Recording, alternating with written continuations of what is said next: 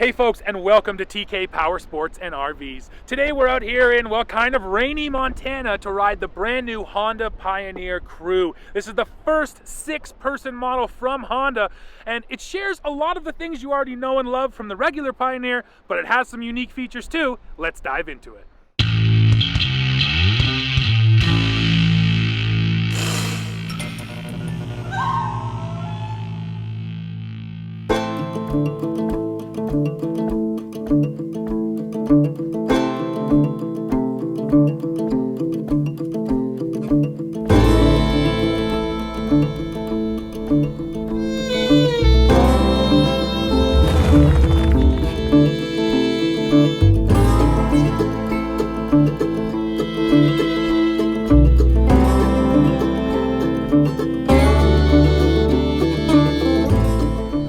Thanks for having me out here today. I'm excited to get to ride this bad boy. I guess what people want to know mostly is, what's new on the Crew model? What's different here from a regular Pioneer 1000? Yeah, let's talk about the Pioneer 1000. So the first thing you can obviously see is we made it a lot longer, okay? This vehicle has the largest second room space for occupants out of the Crew market right now. Nice. So we're pretty proud of that. Overall, you would think that we just made it a longer vehicle, but because it's so much longer, the stresses in the center of the vehicle are quite a bit higher. So we had to put a lot of work into strengthening that very center section, the backbone of the vehicle, to handle those additional stresses. And now, folks, here we are out on the trail with this new Pioneer 6-seater. Now, Honda brought us to a pretty perfect place to test it. We are on a huge ranch here in Montana, and I think ranch or farm or any of those big kind of industrial, agricultural places, that's where you're gonna find a lot of these 6-seaters, because that's the key. It's not always just about hauling your family, which of course you can do here too. A lot of the times it's about hauling you and a bunch of people out into the wilderness to get a job done. And that's really what I think Honda focused on when you look at the utility in this machine. Now, what do I mean by utility? Well, first of all, the back seat is absolutely massive back there, but then beyond that, they put a ton of storage into that back seat. So underneath my butt right now, you can slide all kinds of stuff, and it actually doesn't get in the way of your footwells. So those passengers back there, you can bring a ton of gear with you, and it's not gonna get in the way of people actually sitting there. Again, utility, I think, is always key when it comes to a Honda, and you can just see it in this machine that they said, how do we make the Pioneer more practical and a better work vehicle, especially when you're hauling 6 people? So clearly the big deal with this new Pioneer model is right here. It's a big second row. Now, before I climb in, let me show you this. There is some storage underneath this seat. I got this big deep bin right here, almost half my arm fits in there. And then you get some nice easy engine access right there as well. Plus, I know it's not a feature that Honda built in, but this center seat gets a little bit of heat from the engine, so on a cold day, it's actually kind of nice. On a hot day, not so much. So now let me climb in, and I did bring my helmet. And again, this is the key with this model. I stand at 6'2", 300 pounds. I have loads of space back here, and that's really the key. Plus, I'll throw my lid on for you. Still, tons of headroom, absolutely no problem. You got this nice bar right here, you can brace yourself. You got some nice grips down in the floor too, so you can really dig your feet into them. This is not a rear seat for just kids or people you don't like. Full-size adults will absolutely fit back here. Now, outside of the back seat, everything else that's going on here is the same Pioneer 1000 that you already know. It's the same 999cc power plant. It's the same DCT, that's a dual clutch transmission. Of course, we don't have any belts here.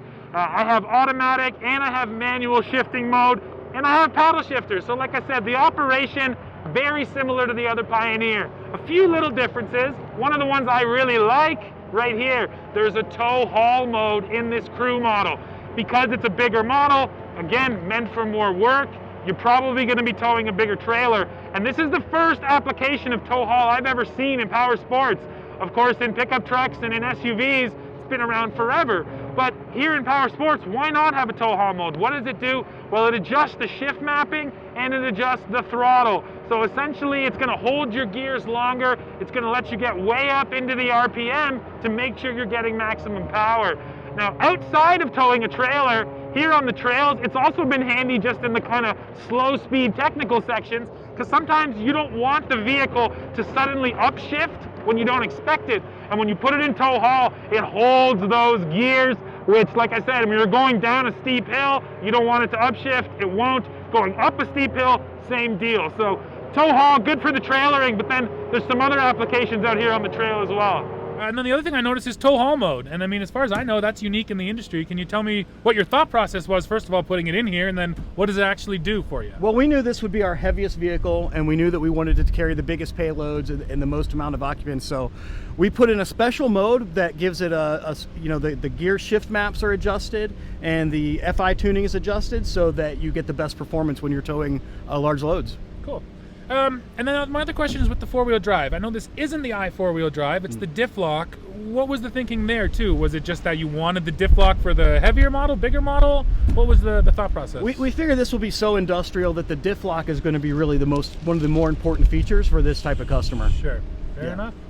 And then I think a question I always love to ask is just, what's your favorite part of the crew? Is there one thing that stands out to you that's like, people need to know about this? Yeah. Other than getting my 5 best friends into the crew with me and out in the forest, what I really like about this model and what we've put on a couple of our newer models is the latest EPS system.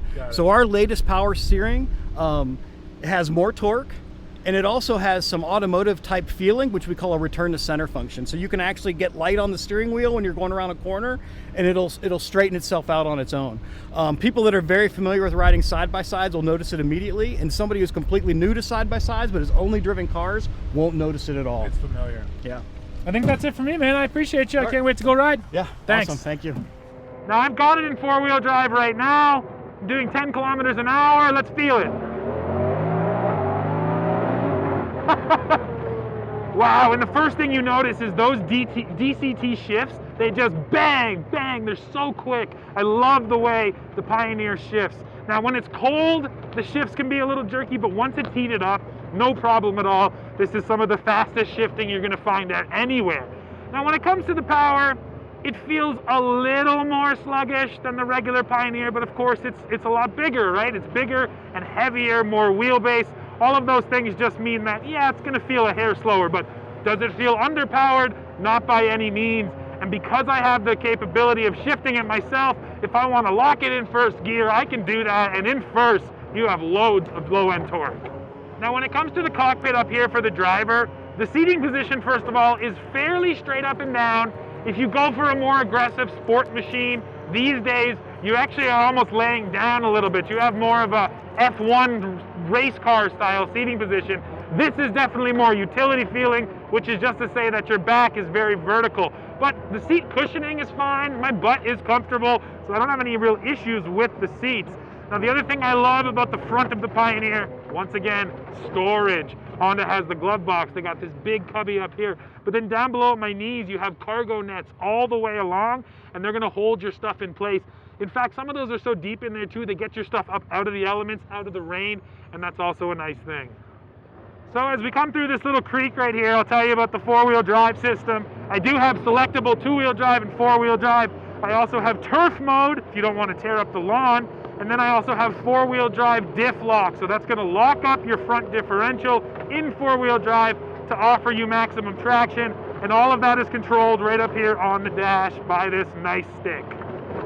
Now the other thing, and this is very important too, we didn't lose the functionality of the dump bed back there, so it's still a full dump bed. So if you do want to haul hay or gravel or brush or anything you just want to pick up and dump somewhere else, you can still do it here. And that's a nice big bed back there. And there's some new bed features, things like a 12-volt plug-in, so you can actually have some power off of your side-by-side, things like LED lighting in the bed. These are all funny things to me because it's all in automotive already. If you go to the pickup truck world and look at a new bed these days, there's so many features like lights, like power. And Honda, being an automotive company, I do think they pay a little more attention to that than some of the other off-road brands. So a lot of the times when I see them doing something that's new, really it's just something that's borrowed from the world of cars and trucks. Now these trails are a little tight here, folks, so you'll see, here's one of the disadvantages to being a crew. Oh, I think I might get it. I got her. Well, I almost had to make a three-point turn there, but it's turns like that where, you know, you got a bit of a sheer cliff on the one side where it gets a little bit nerve-wracking. And there's no doubt the longer wheelbase, sure, it makes it fit not quite as well. However, the flip side of that long wheelbase is that this thing is super smooth. Even when I started to pick up speed and I was riding it really hard, it's amazing how you're going up and over the whoops and you just don't feel them. That's totally because the wheelbase gets stretched out and you still might feel it side to side, but you don't feel the bucking back and forth. So even more so than a regular Pioneer 1000, this crew model is even smoother out here on the trails. So it's a bit of those funny trade-offs. No, it doesn't handle as well, but overall it's actually a little bit more comfortable.